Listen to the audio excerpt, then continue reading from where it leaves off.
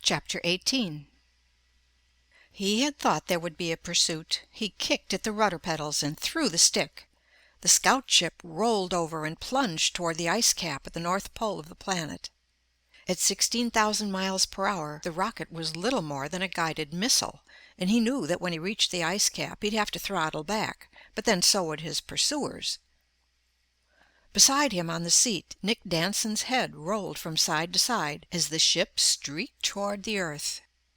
The four scout ships were fanned out behind him and trying to close, yet he was holding them at bay with a mere 16,500 miles per hour.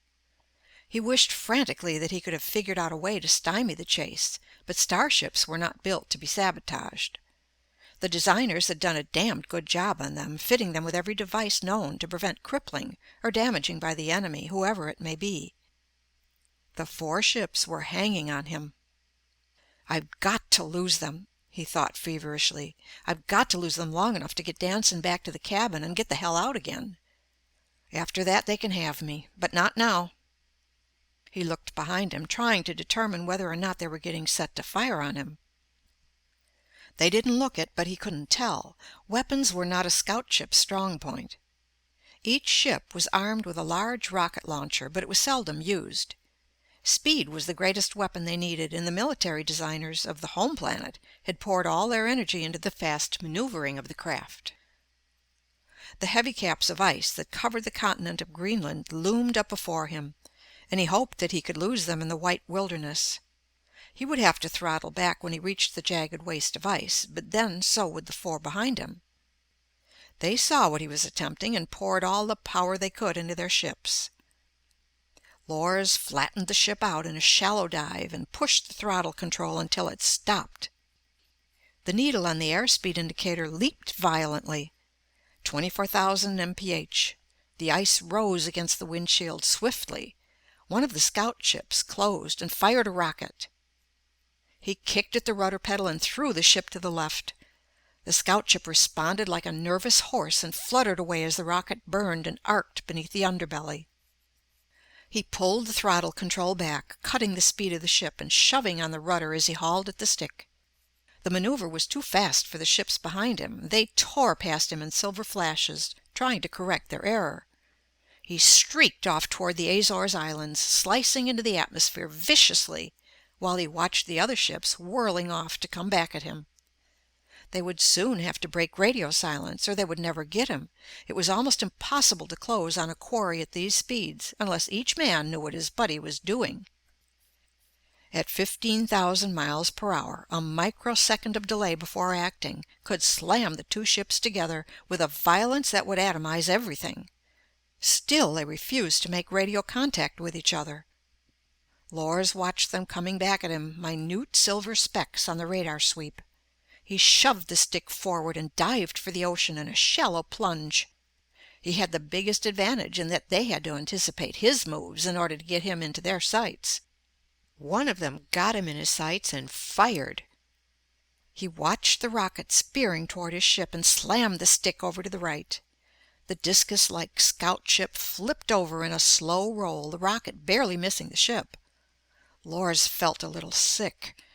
He eased the throttle back, flattening the ship out not 50 feet above the water of the Atlantic Ocean. Then he shoved the throttle to the wall and raced north. The scout ship speed indicator swung crazily and stopped at 24,500 mph. Behind him, the other four were firewalling their throttles just to keep within range. They couldn't possibly fire at him because, going away at speeds like they were using, he could outrun any rocket made. Not only was that in his favor, but should one of them fire, they would fly into their own weapon. He glanced at Danson. Nick had awakened and was staring wide-eyed at the ocean that was spinning past them as they streaked north. Then Nick's mouth opened and Lors looked ahead. They were almost on the freighter. Lors lifted the ship and whipped over the spars of the ship in a rush that had probably broken lines and smashed windows all over the vessel. Behind him, the others were streaking over the ship, and Lors could imagine the terrified crew members, who had probably been knocked flat by the wash from the scout ships. Danson had fainted. Ahead of him was a heavy cloud cover. He streaked for it with his four buddies in hot pursuit. He hit the cloud cover and began dodging recklessly through it, changing his course constantly to throw his pursuers off. He burst out on the far side of the bank of clouds and couldn't see the other four ships. He streaked for the cabin in the mountain country of Pennsylvania with Danson still out. Lors throttled back and hovered over the cabin. It was deserted. In the sunlight it looked like a child's toy house in a miniature clearing. He settled the ship in another small clearing in the woods beyond the house and shut off the engines. He threw back the canopy and removed the belt from around Danson. He slung the Terran over his shoulder and headed for the cabin. Still nothing moved about the place. Lors breathed a sigh of relief. All he had to do now was dump Danson and get out. Nick could tell his wife everything and get things straightened out. Bryce could be reported as missing in the woods, and the wrecked scout ship could be covered up by the men in Washington. He eased his way into the house and flopped Danson's unconscious body on the couch. He had started to pull off Danson's borrowed uniform when he heard the footstep. He whirled about. Beth! End of chapter 18. Recording by Pamela Krantz.